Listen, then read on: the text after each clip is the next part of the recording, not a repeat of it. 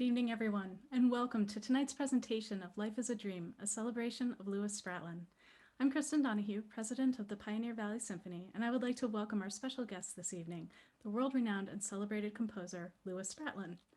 We thank tonight's generous event sponsor, Thompson Financial Management, who are committed to supporting education and the arts and providing access to healthy food in the Pioneer Valley and nearby communities. This event is also made possible by our generous series sponsor, Greenfield Northampton Cooperative Bank, and through support from New England Public Media and the Massachusetts Cultural Council, a state agency. I'd also like to extend a special thank you to Lewis Spratlan and the Santa Fe Opera. The PVS is one of the oldest established community orchestras in the U.S., with over 80 years providing exceptional musical opportunities to our local region. This year, we've expanded our outreach and audience, in large part because of generous donors, sponsors, and volunteers supporting our work. If you would like to make a gift now, become a sustaining donor, or just shop in our store, please follow the link in our chat or visit our website. You can also become more involved with the PVS by joining our membership. In addition to our live youth orchestra this year, we have multiple virtual programs for adults and youth, including opportunities to make music with our orchestra meetups, chorus meet and sings, our virtual choir, and our new virtual youth orchestra. For our virtual programs, there are no geographical restrictions, and we would love to have you join us. The PVS is honored to bring dynamic virtual programming like tonight's event to you and your families. The paid programming we're hosting this year supports all of the PVS activities that are keeping our organization at the forefront of a virtual music revolution. Many community orchestras were not able to sustain their programming last year, and we are so grateful for the incredible effort of our music directors and our staff to sustain and grow the vitality of our amazing community of musicians and music enthusiasts. Thank you for your ticket purchase. It really does make a difference, and we are very excited for the future musical opportunities we hope to offer. Be sure to mark your calendars for our next event, Fools in Love, Saturday, March 6th at 7 p.m. It is now my pleasure to introduce our host and moderator, Tianhui, music director of the Pioneer Valley Symphony, the Mount Holyoke Symphony Orchestra, the Boston Opera Collaborative and the Victory Players, and White Snake Projects. I know Tian is very excited about tonight's program with Mr. Spratlan and has some great information to share with you now. I hope you enjoy the show. Good evening, everyone. My name is Tian. I'm the music director of the Pioneer Valley Symphony. It is my great honor to welcome all of you here today to join me in a conversation with Lewis Spratlan, our special guest tonight. This event, like many others planned by the Pioneer Valley Symphony, was originally meant to be a concert performance of extracts from Life is a Dream, Lewis Spratlan's opera that won a Pulitzer in 2000. And of course, we felt that in his 80th year, that we wanted to honor this amazing legacy of music and to make sure that even if we do not have the opportunity to present a live concert to everybody, that we were able to do something online to celebrate his wonderful music. Let me share a little bit about Lewis Spratlan. Lewis Spratlan was the recipient of the 2000 Pulitzer Prize in Music, and he was born in 1940 in Miami, Florida. His music has often been praised for its dramatic impact and vivid scoring, and is performed regularly throughout the United States, Canada, and Europe. He holds undergraduate and graduate degrees from Yale University, where he studied with Mel Powell and Gunther Schuller. From 1970 until his retirement in 2006, he served on the music faculty of Amherst College and has also taught and conducted at Penn State University, Tanglewood, and the Yale Summer School of Music. He is the recipient of an American Academy of Arts and Letters Award in Composition, as well as a Guggenheim, a Rockefeller, Bogliasco, and Yale, Massachusetts Cultural Council, and McDowell Fellowships. In October 1989, Spratlan toured widely in Russia and Armenia as a guest of the Soviet Composers Union. Tokapsody for solo piano and Apollo Daphne Variations for Orchestra were premiered on this tour, and Penelope's Knees, double concerto for alto saxophone and bass, was presented in Moscow's Rachmaninoff Hall under Emin Khachaturian. Please help me welcome Lou Spratlan.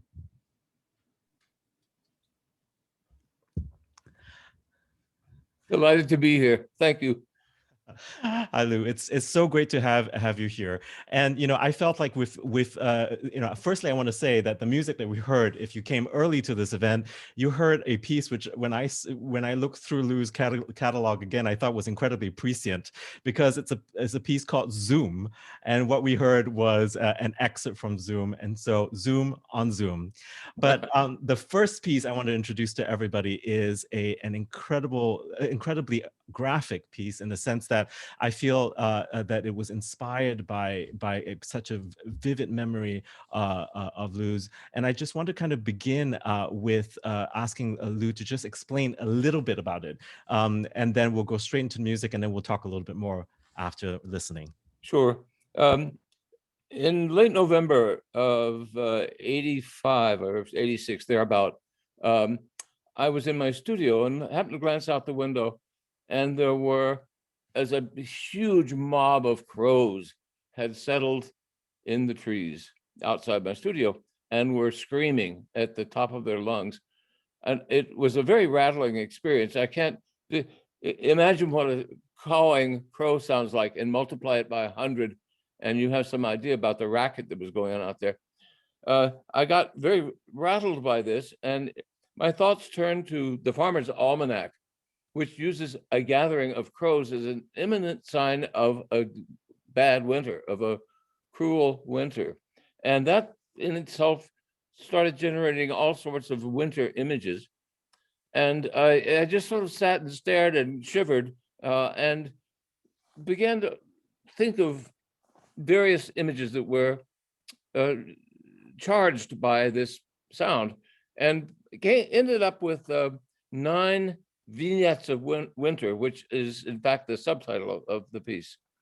I should say a word about the scoring, maybe, or Let's talk about it after, but I okay, just wanted fine. everybody to hear a little bit of this music. And what I find absolutely remarkable is, this scene that Lou just described for us. You can almost see it in the score. You can you can see the crows diving on the score almost, and you can see them arriving en masse. And it's really incredibly powerful. So let's dive straight into the music, and we'll talk a little bit more in between. Here is When Crows Gather by Lewis Spratlan.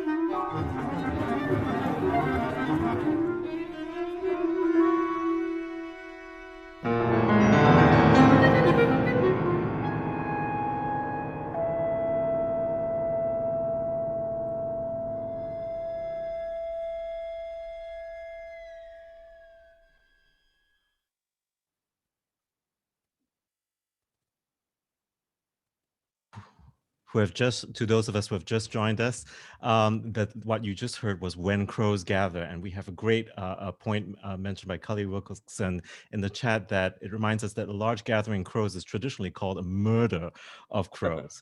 I want to kind of begin by just talking about this, because to me it's so incredibly evocative just to hear the crow swarm. And I feel there is this inexplicable kind of wintry feel and this kind of sense of discomfort. Lou, would you talk a little bit more about that and the sound that you created here with this unusual instrumentation? I want to begin by saying that this is a piece that was commissioned by Dinosaur Annex Music Ensemble in Boston. And the scoring of it, as it turns out, is a large part of what the piece is itself, because the instrumentation of this group in Boston is 3 clarinets and violin, cello, and piano.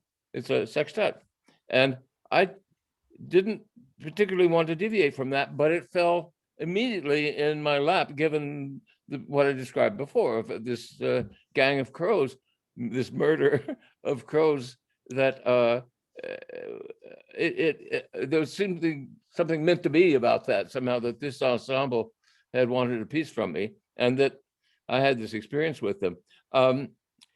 Tian, I couldn't say any better than you did the various feelings and responses that I had from this. There is something kind of dangerous about it. It's and beyond our grasping. And this is this comes back towards the end of the piece. I think we're going to do one other segment that is that jumps back into this world, but in a very. I want to just. I'm not sure how much time we have now, but I want to very quickly mention the subtitle of the piece is 9 Vignettes of Winter, and I want to tell you about the episodes that we are skipping, unfortunately, just to give you some idea about the range here. First is The Gathering of Crows, which we just heard. The next episode is 2 foxes trotting through the snow being dive bombed by birds. Then Sunlight Through Icicles, and the kind of prism effect that happens when you've got an icicle hanging outside and the sun coming through it. Next is Housebreak. Now, there's nothing wintry about a housebreak, but it was during this time that some thugs broke into our house in Amherst, Mass. And in fact, there was not a lot of damage, but what stuck with me is the thought of this marauder wandering through my children's bedrooms. So the bulk of that movement is about music that's characteristic of each of our 3 kids, but with this kind of smear that's happening because of this thief, burglar.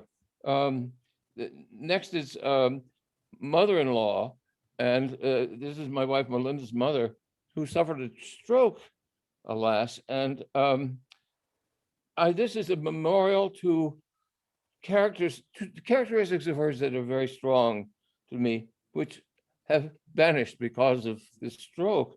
One is she was a self-taught pianist and played ragtime. So you're going to hear ragtime going on 2 different levels. One, actually, with a piano that's completely shut down, all the lids closed on it, and then strings doing a variation on this ragtime, and then overlaid from that onto that background is an old gospel hymn. It's called "The Garden." I come to the garden alone while the dew is still in the roses, and which is a reflection of her kind of country religiosity. And then the next, I think the next segment that we're going to hear is the idea is an ice breakup, that spring is beginning to come, and the grip of wintry ice gives way to dripping of liquid water. And then the last 3 segments of the piece: crows dancing, crows cawing, we'll hear that, and then crows taking flight, and then returning to crows. So it's the last 3 all about the crows. Resume the beginning. I think again, there's so much text painting that's going to be so audible here, but we've also chosen to share the music with everybody so you can see. And when we arrive at the crows cawing section, I think it's also interesting to see how it was notated and how the music coalesces as this picture really kind of is depicted through sound. So here is the next excerpt of When Crows Gather by Lewis Spratlan.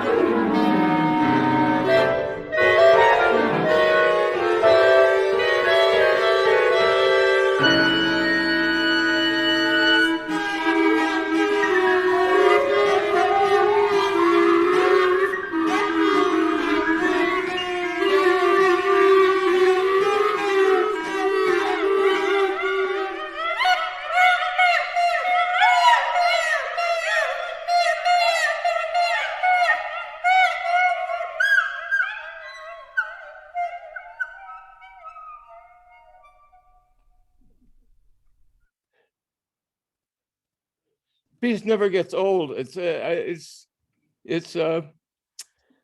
favorite, a real favorite. I'm so glad we started with it. It is just absolutely fantastic. I love it.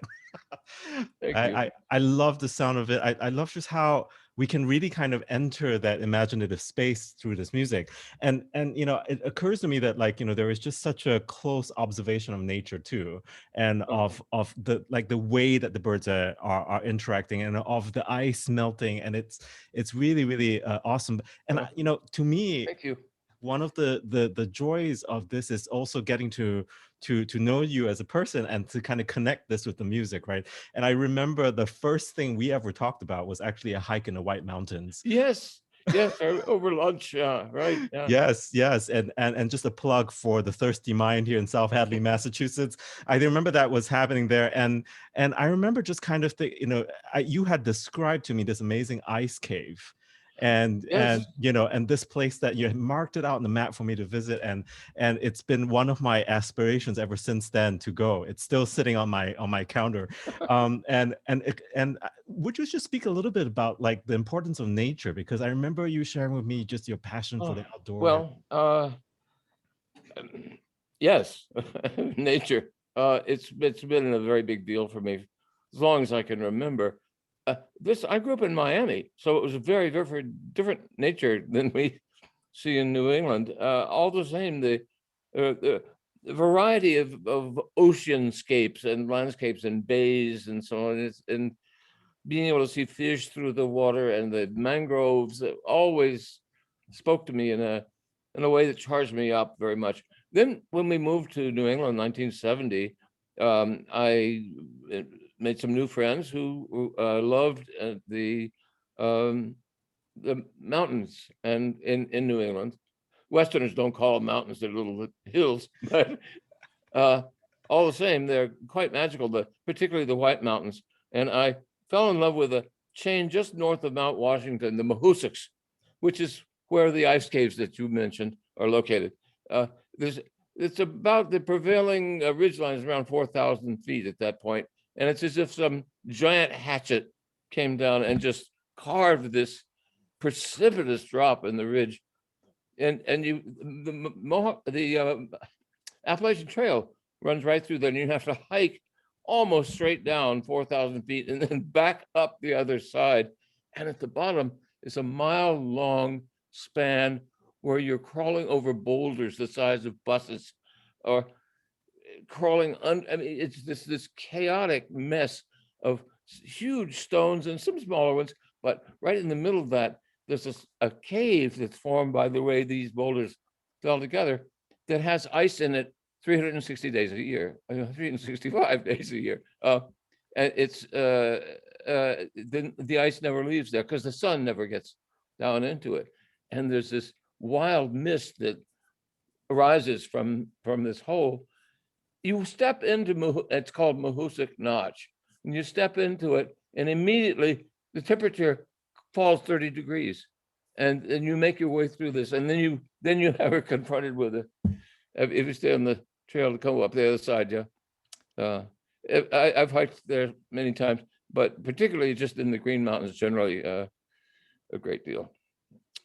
Thank you for sharing that with us. I love the passion with which you talk about this this location. Well, I miss it. I'm 80 now, and I have peripheral neuropathy, which is no feeling in my feet, which is hell. I mean, if you're crawling over, forget it. I mean, it's one of the great sadnesses of my life not to be able to do that anymore. Well, you know, I've been wanting to ask you this because the next piece that we're going to hear, having heard this beautiful chamber piece, is to kind of transition into your orchestral music. And the piece is called A Summer's Day. And I couldn't help but winter, wonder. summer, right? Yeah. Yeah, from winter to summer, and which and where on this fair earth are you? Because I'm thinking of this, all the other pieces that you've written. Also, I said to you earlier yesterday that one of the pieces I remember very fondly is that of you depicting kangaroos kind of like running across Australia. So where are we with this summer's day? I'll just set the scene a little bit. The Boston Modern Orchestra Project, which is, so far as I know, the only standing only 20th and 21st century orchestra in the country. I don't know if there may be others, but BMOP is very much the prominent one, founded and conducted to this day by Gil Rose. And they commissioned this a piece, completely blank slate, write anything you want, around 15 minutes. And at the time I started in on it, I'm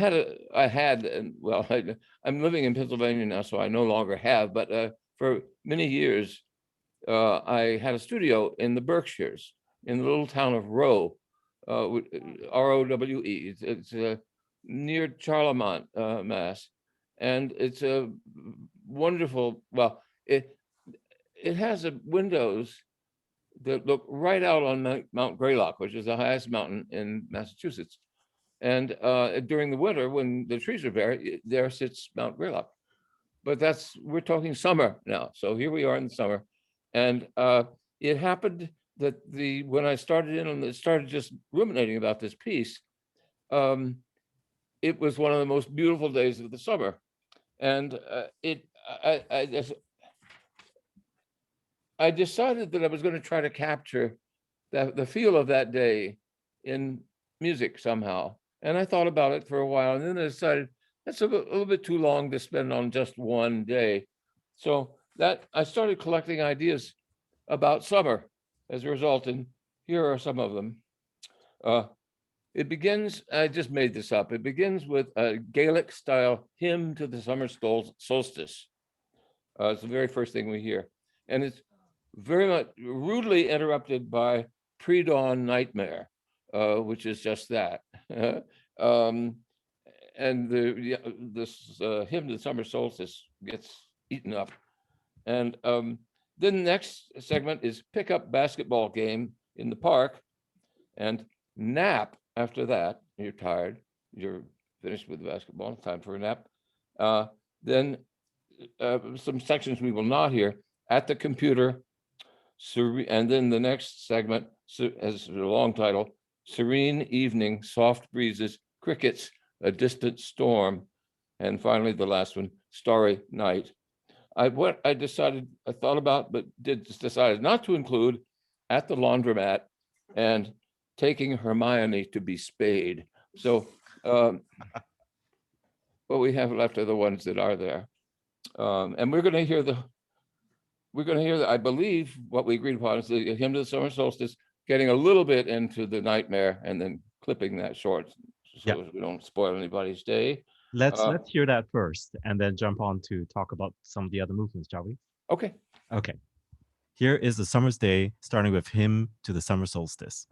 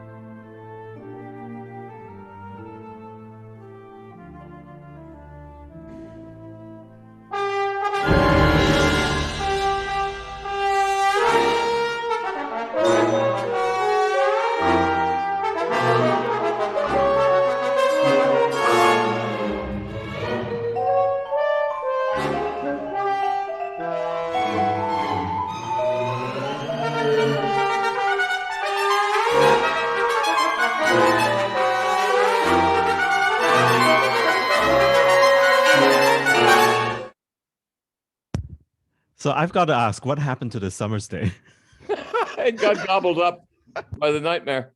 But it's a great question, because it does make its way back into the piece disguised, particularly in the last several sections. The hymn never goes completely away.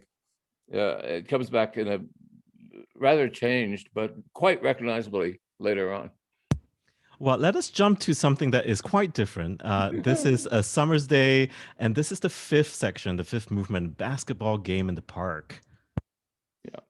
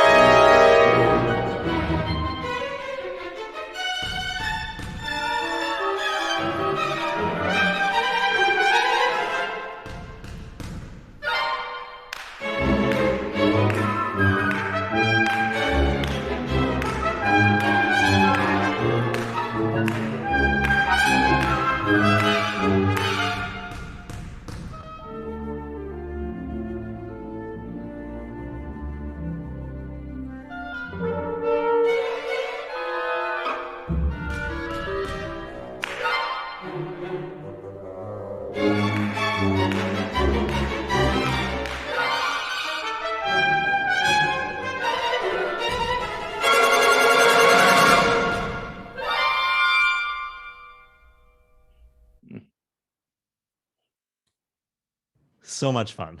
Yeah. And I loved, if, for those of us who missed that at the very, very front, the sound was of a basketball. And you had said, like, the rhythm doesn't have to be all that precise. We have to get the feeling of the basketball and the sound of it. Yeah.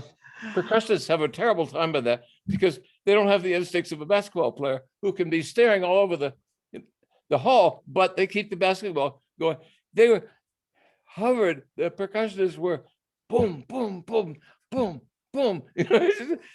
Don't want to get it wrong by the 16th note. Yeah.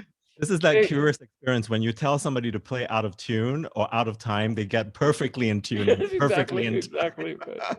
Yeah. I asked you this question earlier, and which is that the next movement after basketball game in the park is a nap. Right. Why? Yes. Because you're tired. I just thought it was absolutely delightful, and I wanted the audience to hear that from you. And I think I feel like this is the next kind of big theme related to the rest of the talk. We're going to talk a little bit about that world of sleep, nap, dreams. Yes. Well, right, and how? Oh yes. And so here is the sixth movement of a summer's day nap.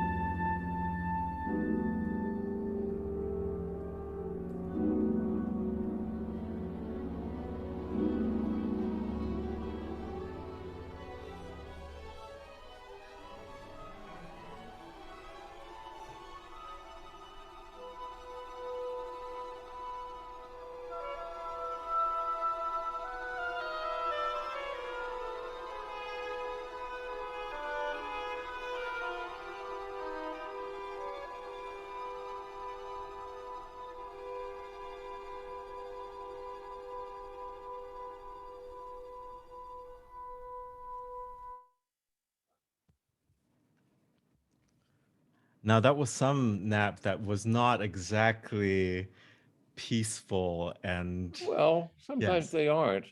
Yes. Was there more of a specific program behind that you were thinking? No, nothing. Let me think. No,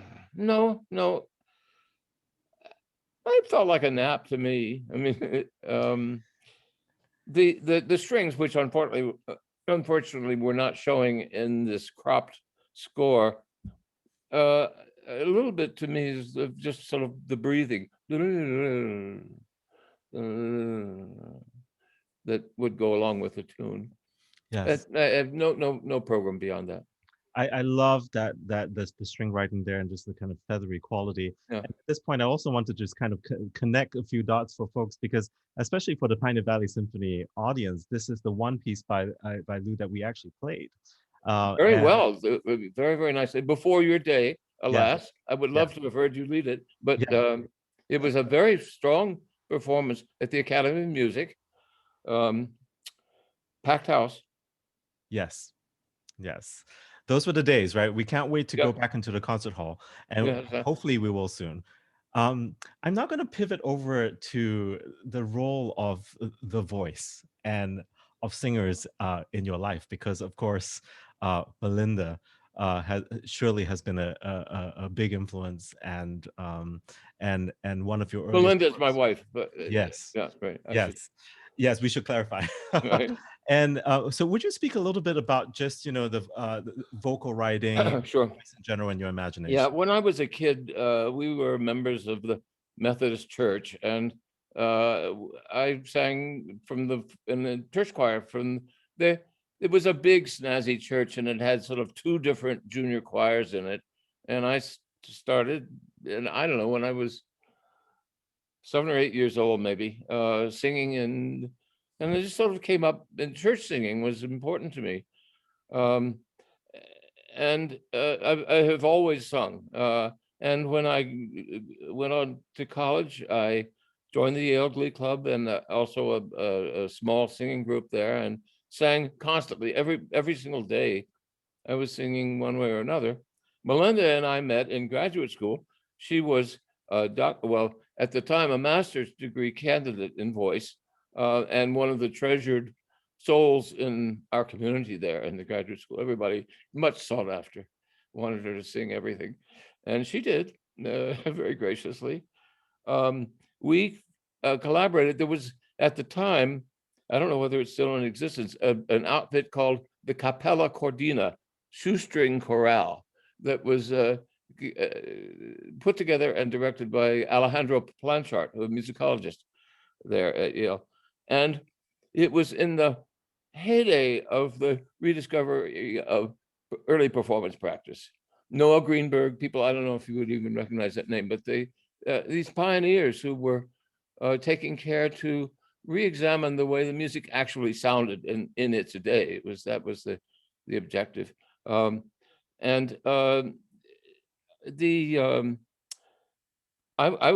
played oboe and English horn. We didn't have old oboes around Yale at the time, but Alejandro transcribed everything from modern instruments. But we talked a lot about early performance practice, and Melinda sang often with us, so we were very closely acquainted.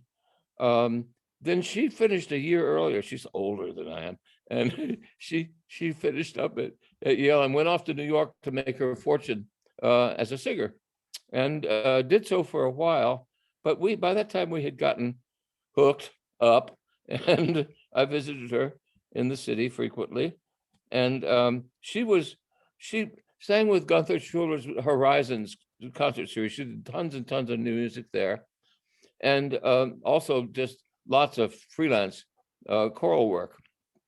And but an important thing is that the Yale finally established a doctoral performance in what year was it? I can't.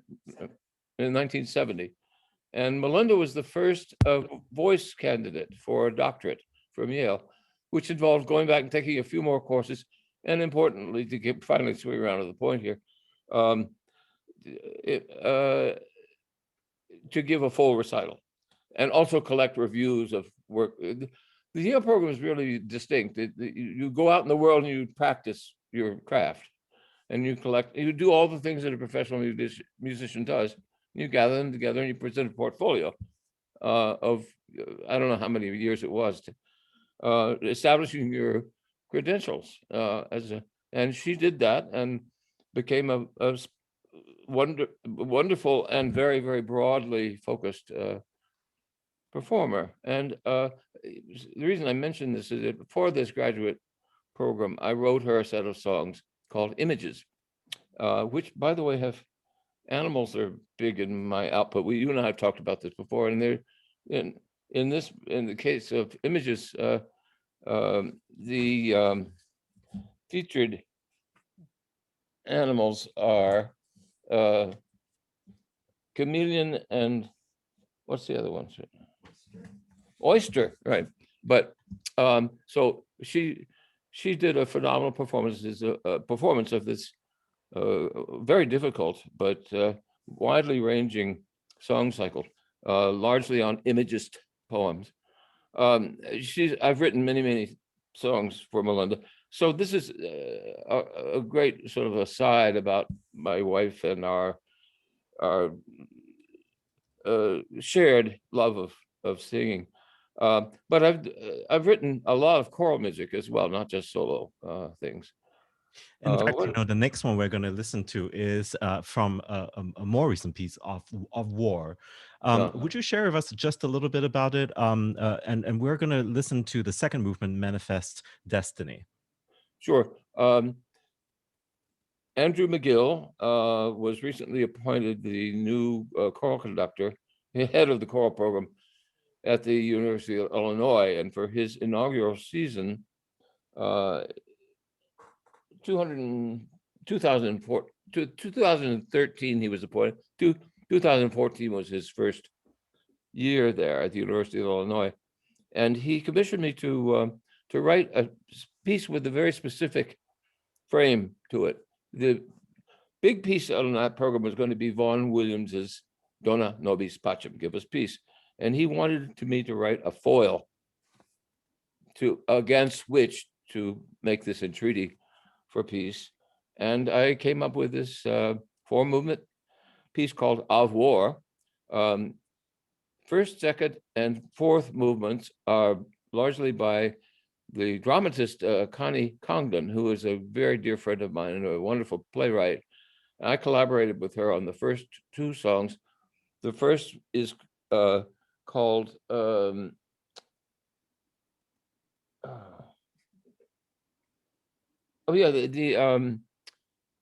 Milk Duds :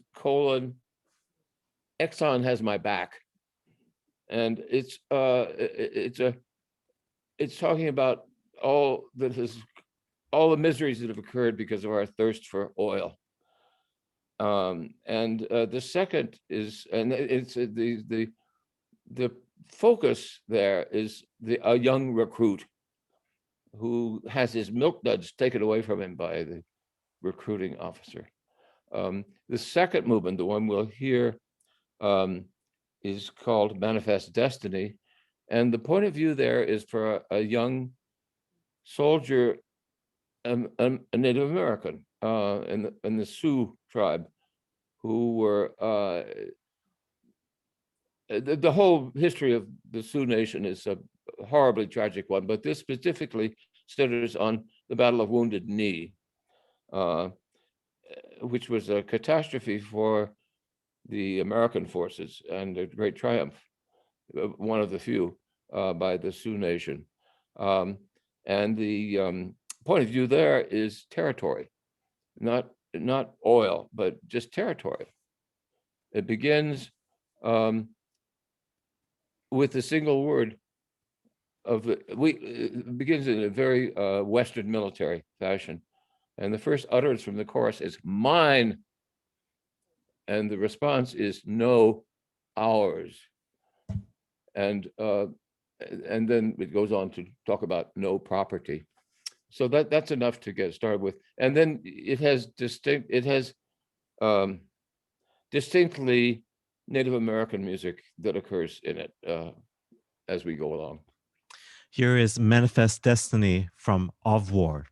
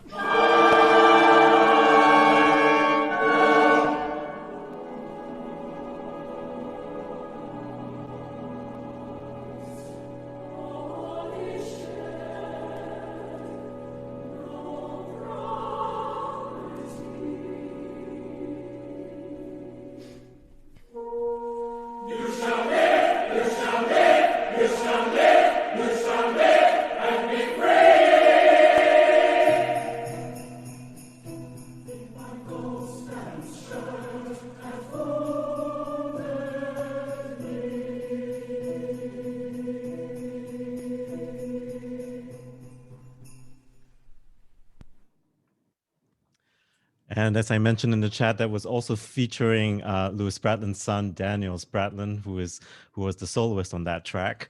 We're going to jump right now to the opera Life is a Dream.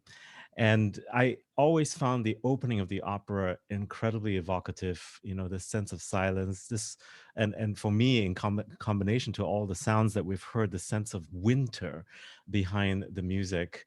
And I saw in the score this, you know, or rather through the sounds of the score, this great unfolding of music. Would you speak to us a little bit about the opening of the opera? It starts in dead silence. There's activity on the stage, but there are no people. You'll soon see that a crucial factor in the Santa Fe production of Life is a Dream are these great booms that move, or there are 6 or 8 of them that move and carve up the space. They're lined with lights, and they are defining the space in a variety of ways. This is the way the opera begins. We see these strange, long, they're about 20 feet long, moving and carving out space, but in a way that we don't quite understand, this inherent mystery in it.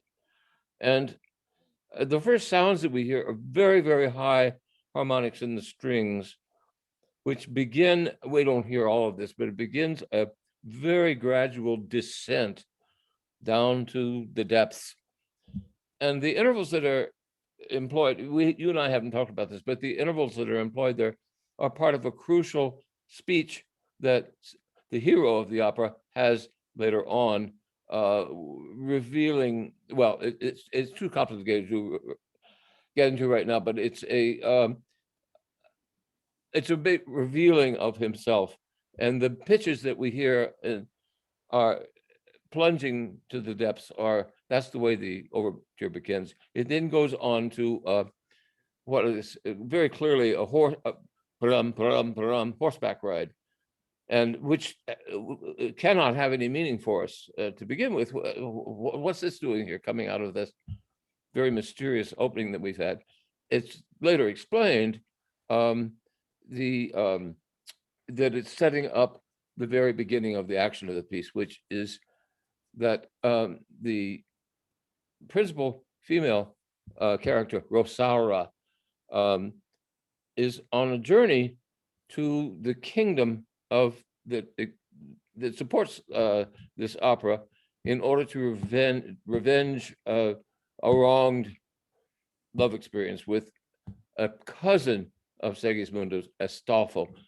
When the excerpts we'll be hearing today don't get into that, but in any case, she's disguised as a soldier for safety on her journey, and she's accompanied by one of the really crucial figures in the piece, Clarine, who's a fool, a traditional fool, but as fools often have it, he has some of the wisest observations that are made through the piece. It's unfortunate we're not going to be able to hear any of Clarine's, but so it's the two of them, and we see them coming up the precipice.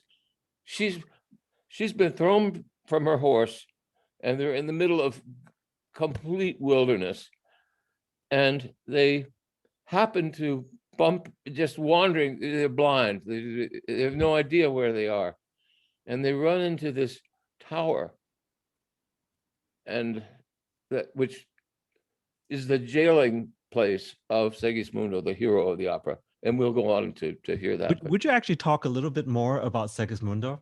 And oh my God! Well, how much of the story should I go into right now? Well, as much as you like. Well, we don't. Oh my God! Okay, look. All right. The opera hit a trifecta. It's got three great themes in it: fate and free will, father and son, and then above all, dreams and reality.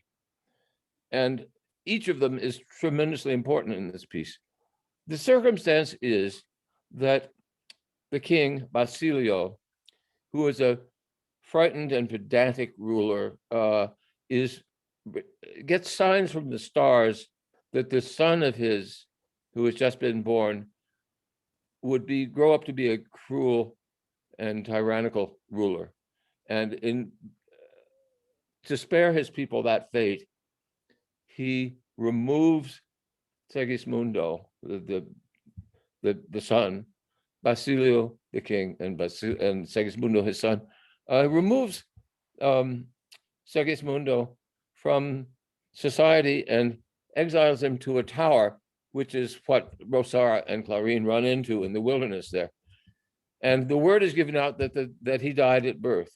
So the populace has no inkling that they have an heir. As a matter of fact, they think he's dead. He didn't survive childbirth. And then we're a young generation, 20 years into his life, and he's been jailed out here in this tower. And so I'm going to save that for the next part. Okay, all right. But let's listen to this. What we're going to play for you right now is two excerpts from the first scene. So we're going to hear just the very opening of the opera and this wonderful silence that Lou was just describing for us, and then we go straight into hearing Segismundo's first utterances on stage, and Right. it's such a moving moment. Here is the opening of Life is a Dream.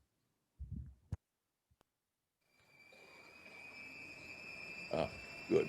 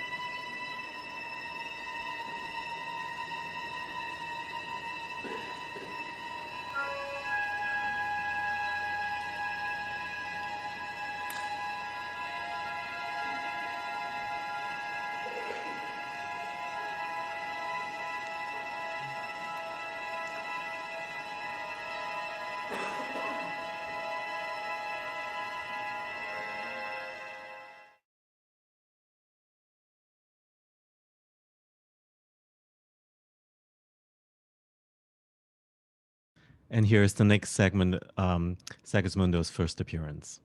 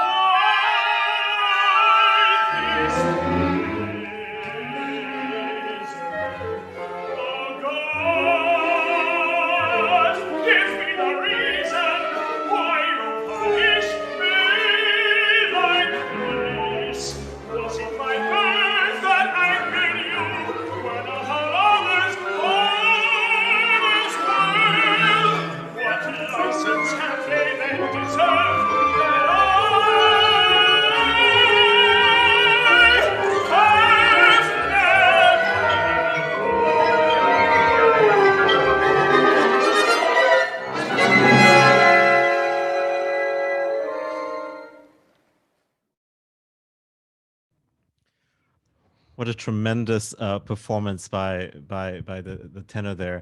It's Roger Honeywell. Yeah. Yes, yes.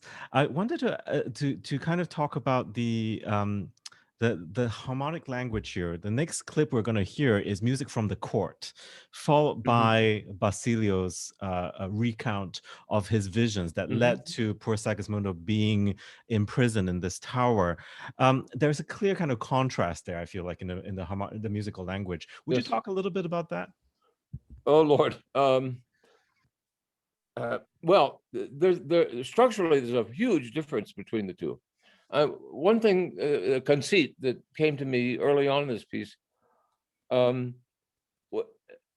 is as follows. All of Basilio's music is strict serial music. And symbolically, what this is about is a rigidity of his that pervades everything. Everything is set, ordained by the stars. And I started with that notion, although I hadn't written any of Basilio's music yet, but I started with that notion, and I knew I wanted Segismundo's music to be the opposite, and much freer, and much more. It actually is the vocal line hangs, in my view, or what I was attempting, was heightened speech. Taking the contour of English in this case, and following the contour of normal English would be an example of heightened following the contour of speech. So that became the basis for almost all of Segismundo's utterances. A number of people have remarked, although this was not conscious at the time, at how much his first utterance resembles the big main theme from Tristan and the Tristan and Isolde of Wagner that appears in the overture, and la da da da da da. This goes Wagner da da da da. This goes one more da da da da da da da da da da. And how come the intervallic structure of that utterance is as true of Wagner as it is of me, is that sixth that comes at the beginning represents striving, and it goes all the way back to pa mi no mine from Mozart. I mean, there are all kinds of examples of a large interval representing striving somehow. And I think that made its way into Tristan and then into Life is a Dream, although I wasn't thinking at all of Tristan at the time. Several people pointed that out, but it came out in the wash, so to speak. As far as the accompaniment, it's very free atonal music. It's guided by ear almost entirely. I think that's the vocal line is everything hangs from the vocal line. I wrote the vocal line for each segment of music. It all depends on the depends in the sense of hanging from the vocal line itself.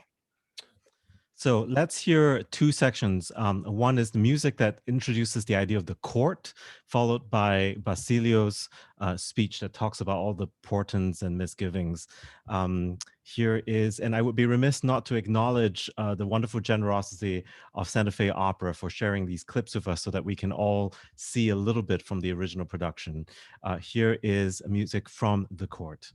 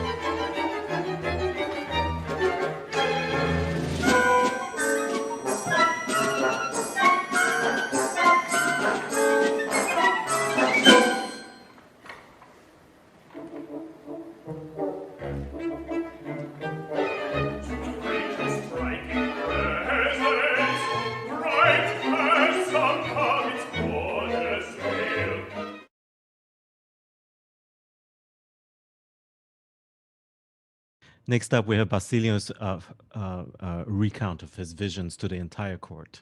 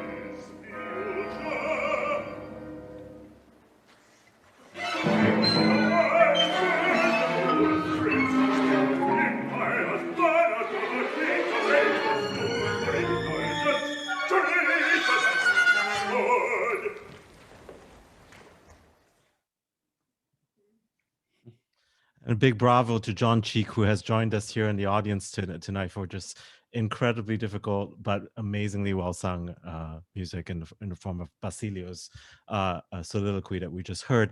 We're going to jump a little bit. Yes, Lou. No, nothing. Okay, we're going to jump a little bit to the resolution of the opera, and it really is a pity that we cannot share more of the music of this opera with you, but we are jumping to the end, to the battlefield, and the resolution of all of this, and Segismundo's final utterance. But before we do that, Lou, would you share just a little with us about how it was like working with James Marinus on this opera? Jim is my dear beloved friend and partner, and a magnificent scholar of Calderon. The source of this piece is La Vida es Sueño, Life is a Dream. Sorry, 1635, one of Calderon's great masterpieces. Some say the heart of the golden age of Spanish theater. And Jim is a Calderon scholar, and very involved in all of the great layers of wisdom that are in Calderon.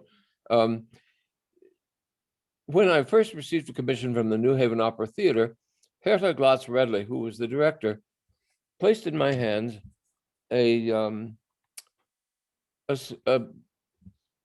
little book, which was La Vida es Sueño in English. And I scarcely knew Calderon at all. I had heard of him, and was certainly aware of the golden age of Spanish theater. But I took it home that night and I read the whole play from cover to cover and was completely arrested by it. And I said, "This is it." Herta's instinct about this being a possibility for libretto for this new piece. Her instinct was entirely right about that. And I phoned her the next day and said, "You're on. This is, I really want to do this." The funny thing about it is that Jim Marinus and his family were living in the same apartment building where Melinda and I were. We were in the front part, they were in the back part. But we saw each other constantly and became extremely close friends, as our families have continued to be. And I told Jim about this and said, "Oh my God, what an opportunity." And he dove right in. He said, "Yes, you're on." And we talked for many, many hours about the piece and had it really scoped out into how it would feel as it unfolded. And then Jim got to work. I was busy with other pieces at the time, but he got through the first act, and I loved it. The language is phenomenally charging to me. It is Jim pulled off an amazing thing, which is he is true to Calderon's rhetoric, which is very elaborate, but at the same time in very clear, perfectly vivid English. And Jim is a enormously knowledgeable person in practically every field of humanism you could imagine, but he's also a great music listener. And I mean, he has a huge listening repertoire to music, and he understands what singing is about. So all of this just sort of fell into place. And I don't think I changed 10 words in the libretto after I got this first act. I mean, it was just compelling. And I set it and went to work on it. And then I had cleaned up a little bit of this after I finished the first act, and then went straight on to the second and on to the third. And I didn't wait until he finished another act. He would feed me sort of 10 pages at a time. And I would made my way through that. So is that the kind of thing you were Absolutely. looking for? Yeah. Incredible memories. Thank you so much for sharing with us. Here is the very, very end of Life is a Dream. What I have seen has made me fear that I will awaken once again, locked in a cell.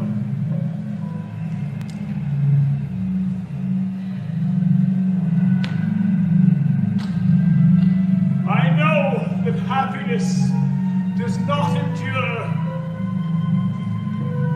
but passes like a dream.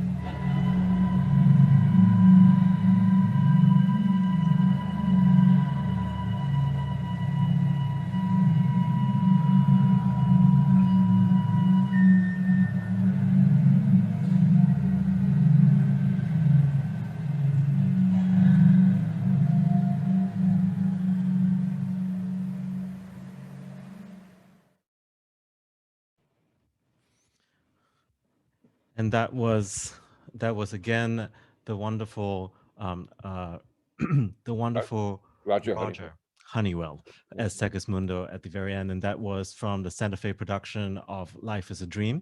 And I just wanted to kind of point out this, like we all heard this very extraordinary tone color that was used at the very end. Would you just quickly share with us what that Sure. was?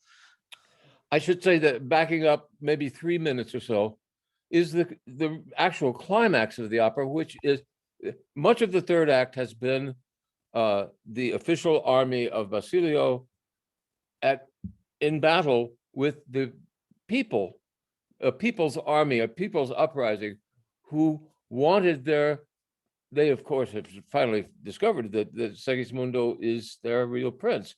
And there's something about his spirit, even though he was raised as an animal and various horrible things happen that he does through it, they remain enthralled by him, and they want him as their ruler. So there's much of the third act is battles between Segismundo's army and Basilio's army.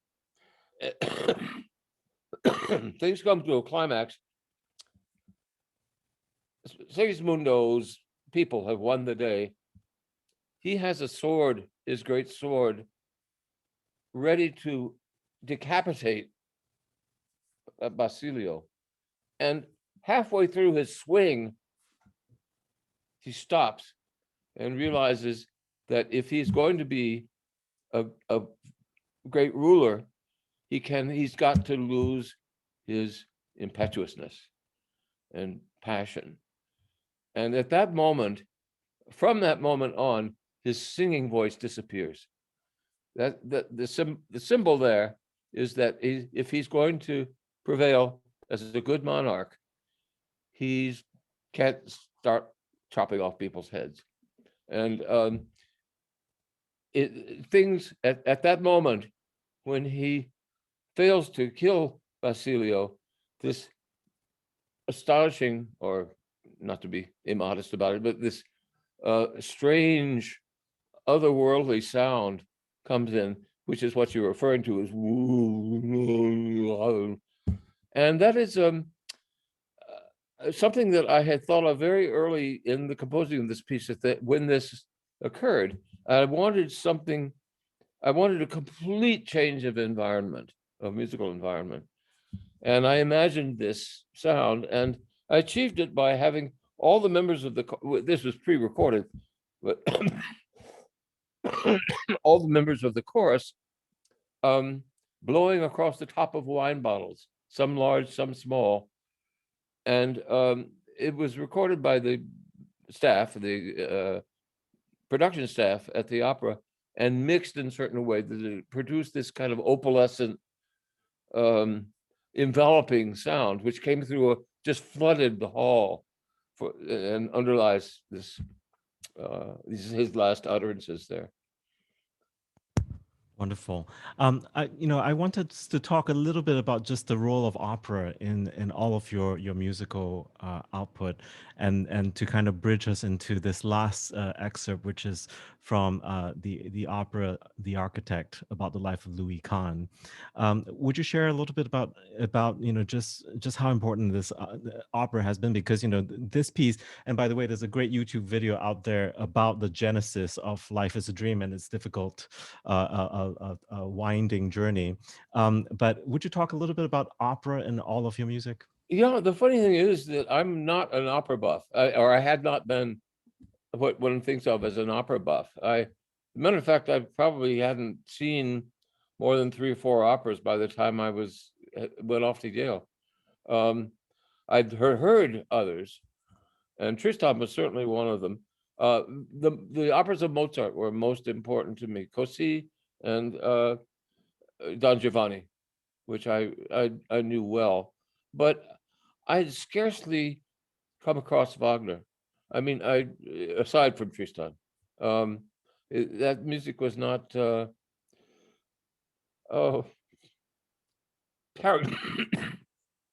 paramount to me at all.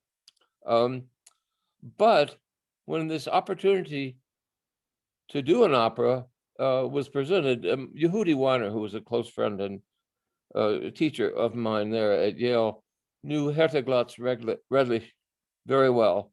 And he put the idea in her mind of commissioning me to do this piece. It was so I owe a huge debt of gratitude to Yehudi there as well.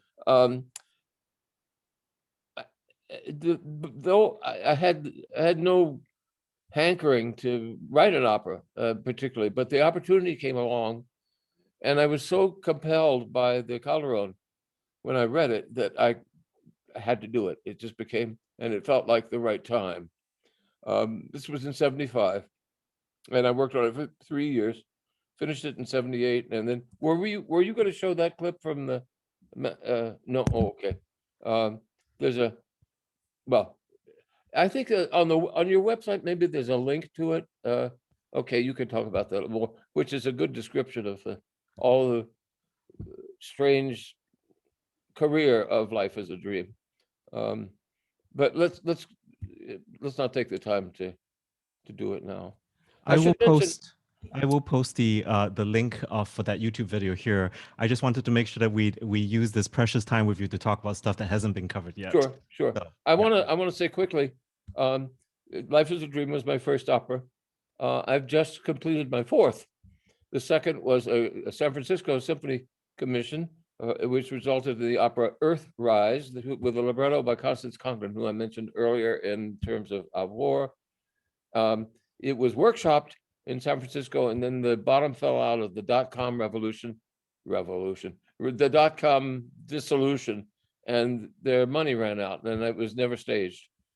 The third one is what we're about to hear now, and it's an opera that was written for video. It is not a traditional screening of singers standing on a stage singing, as you will hear.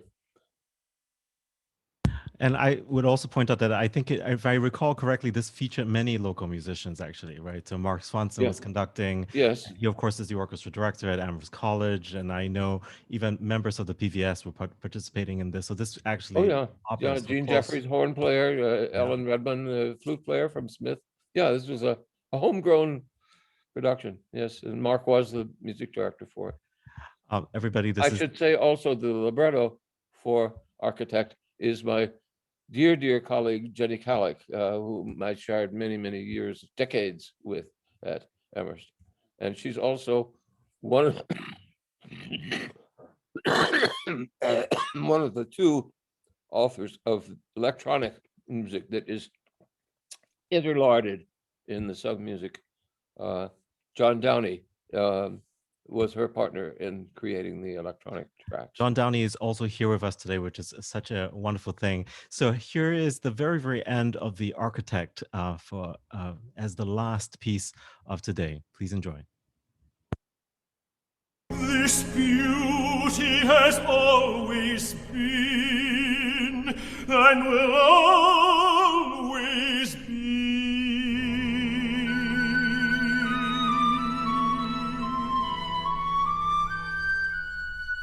Can we go now together? Yes, I too am ready.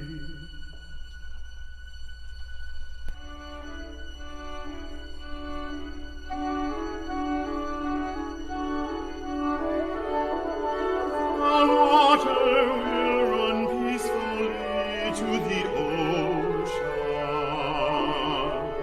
The flame will give off light forever. Here lives the glowing source for all imagination, for science and for art.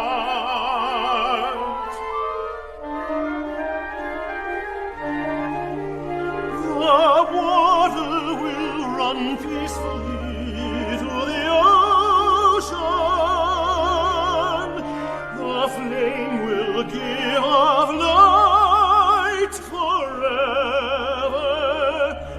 Here lives the glowing source of all imagination, for science and for art.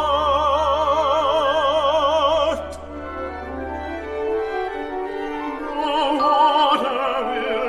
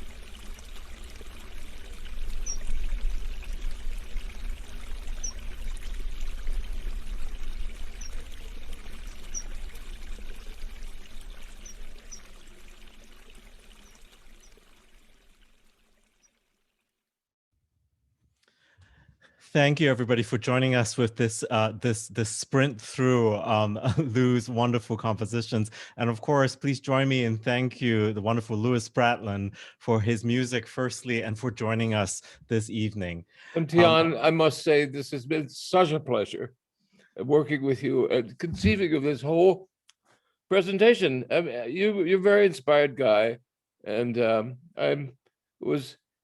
this partnership has been absolutely wonderful, and I've loved revisiting this music too.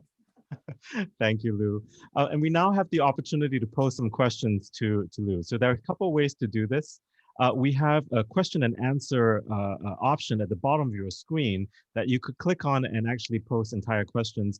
We also have assistants on hand to read through questions that are posted in the chat. So either way, we will present those questions. I'm just quickly looking through some of the questions that are there. And there are so many people wishing you well here in the chat here. And it's just wonderful to see all these longtime supporters here. Yes. We will share all of the messages in the chat with you afterwards, Lou, so you can read them at your leisure. Oh, we're not going to be able to talk? Yes, we should be able to. So if anybody has a question, one of the options could be to raise your hand or to pose a question in the Q&A portion. Now, Lou, here's the first question for Paul Kane. Oh, yes. Could you say something about the fourth opera? Yes. What did I? Thank you, Paul. Paul's a dear collaborator who's done a fantastic poet who has contributed to a number of choral pieces that I've done. Yes, the fourth opera is called Midi. It's French for noon. It is a Black French Caribbean opera laid during the around 1930, and it is a version of Medea. The singer, the Midi in our case is wronged by our Jason, who is an exploiter of Black sugarcane workers and also a gun runner, and has caused great misery to many people. Midi is attracted to him originally because he was very helpful to her in a way we don't have time to go into now, but it was completed a couple of years ago, and I've been peddling it since then, and COVID has been a big enemy of getting new opera put on, as you can well imagine. But it'll happen.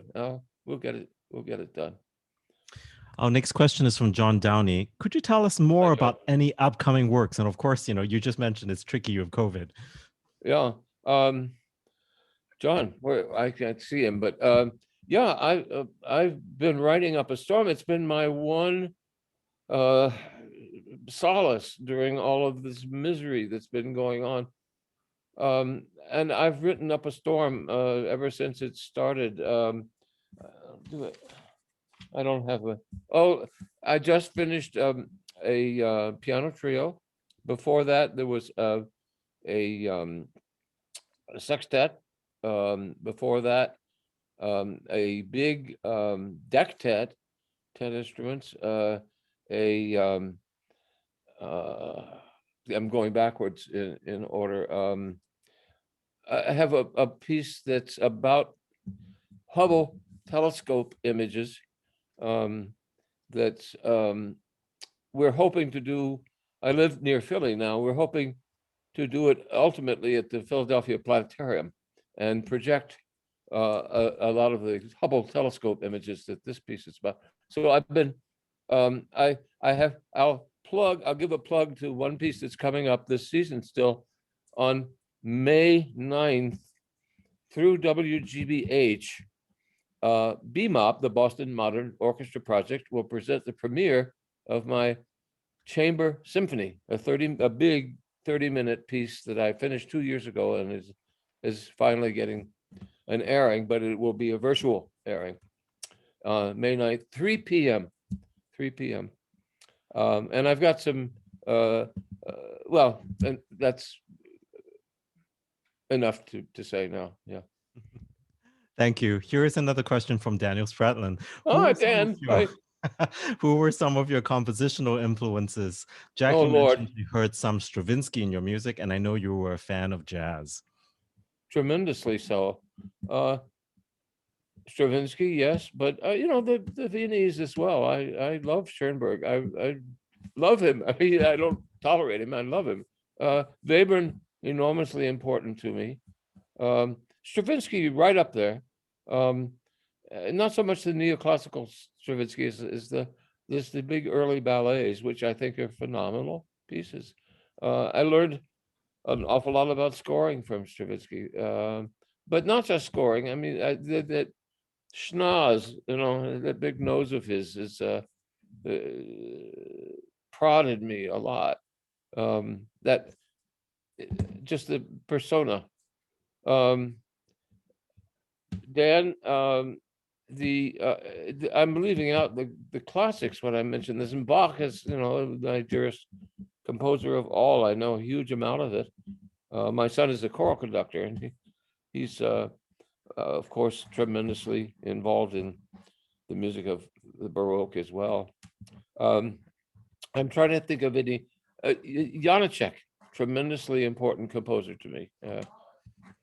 Mahler, my wife just screamed out Mahler.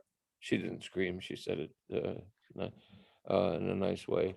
Tremendously important. Yeah, as most recently, we go to, well, in the days when you could still do this, we went to the Philadelphia Orchestra concerts completely regularly, and Nézet Séguin has captured me. You wouldn't think this Frenchman would necessarily cotton to Mahler, but he's got it. I mean, he really understands that music. Dan, the list goes on. We'll talk when I see you next.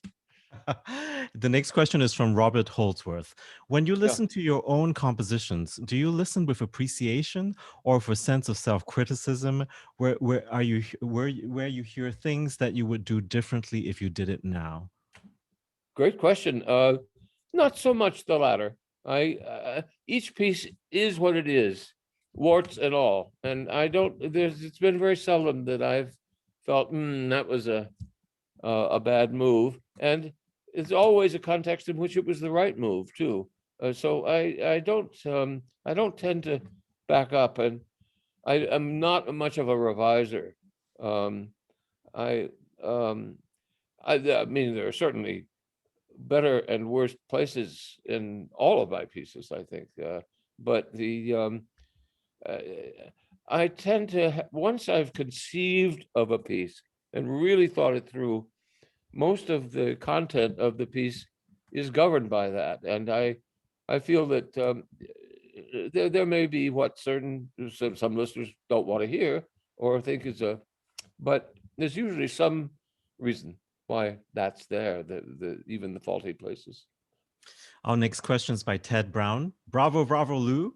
Well, wonderful to hear all this in one place and time. Looking back, as this occasion must tempt you to do you find a particular trajectory through the music you've written, a direction you've been moving toward or from? Oh boy. Well, it would have to come in waves. I've been at this since I was in high school, and there are trajectories that I'm on and that I complete. And usually there's another one that started up before the completion of the previous one.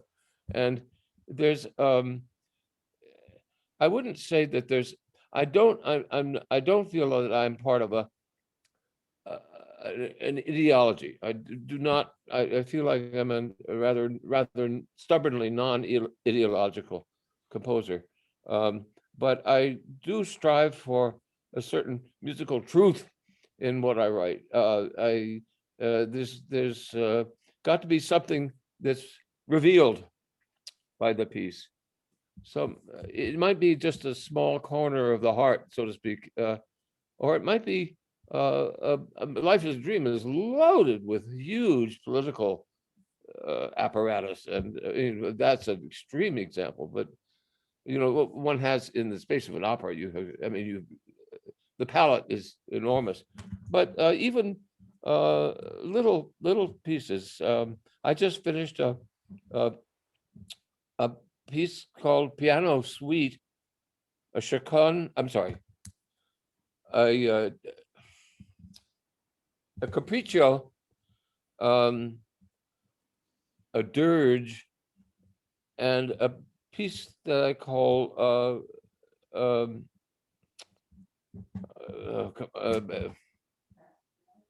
pastoral, and there is a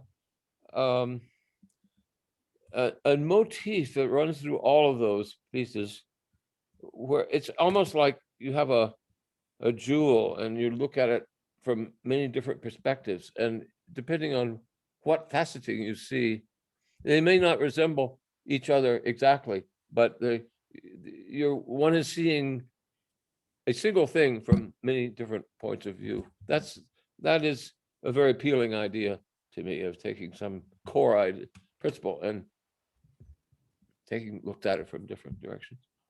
Our next question is from Scott Wheeler. How Scott, has your performing career affected your composing? Tremendously. I was an oboist for many years. I am a has-been oboist now, or a former oboist, if you prefer that.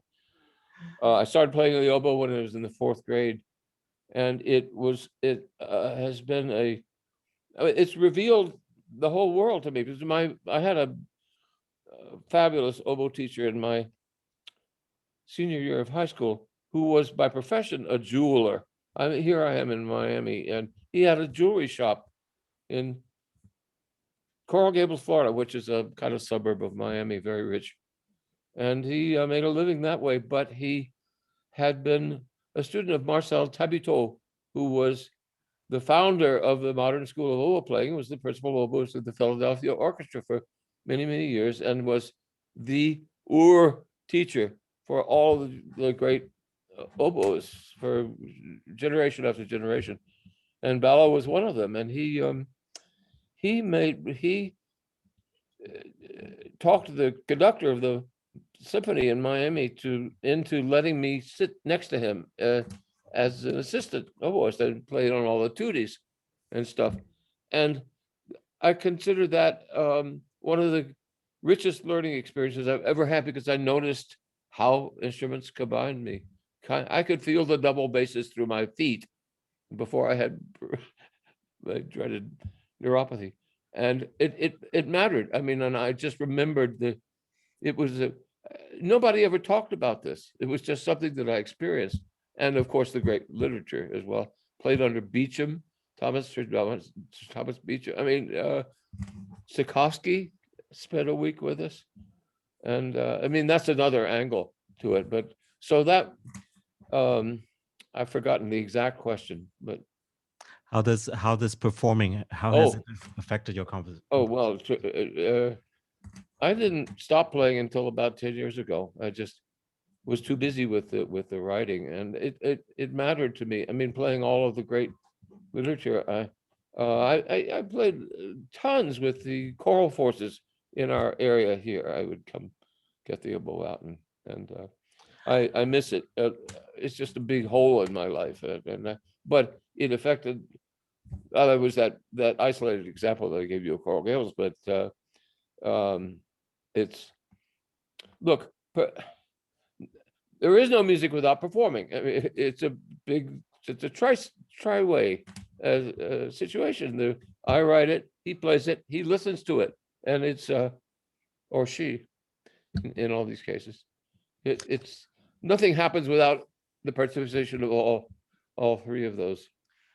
I fear we have only time for one more question, and I'm going to jump to a topic that has not been mentioned, but I know that lots of people in the chat have talked about your role as a teacher. So here is a question from Kali Wilcoxon. Oh, apologies for mispronouncing if that's the case. When teaching composition, at what point or how do you withdraw your own will to make way for the originality of others? From the very beginning, it's a credo. Cully, thank you. You know the answer to that, though but I'll make it public.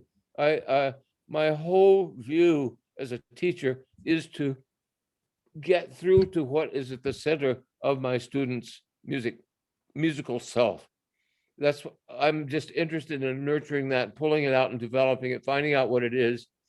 And I have no stake at all in bringing to bear my own sense about what music should be, except as it relates to very, very basic principles, something that goes back to the simplest sort of Baroque counterpoint. Notes have a life to them, which depends on the other notes that they are living with. And there are principles of that matter a lot. And if there's any sort of irreducible that I come back to as a teacher, it has to do with the way that notes live with one another. But most important thing is what I said first, is trying to find out what is there, who's sitting next to me, what do they want to say. Thank you so much, Lou, for answering so many of our questions. And there are actually more questions here in the Q&A that we don't have time to take right now. I've taken maybe you could a email picture. them to me and we could go Exactly. that way. I will email them to Lou later, and then we will share all the materials that have been shared thus far, including the things in the chat after the event. And also as a reminder to everybody that you can continue to access this event after it's over. In a couple of days' time, we will probably post it online and inform you about it so that you can watch this. And also we know that there are many people who registered to come to this event who are going to access this asynchronously. Terrific. And thank you again, Tian. It's just been a great high point for me. Thank you so much, Lou.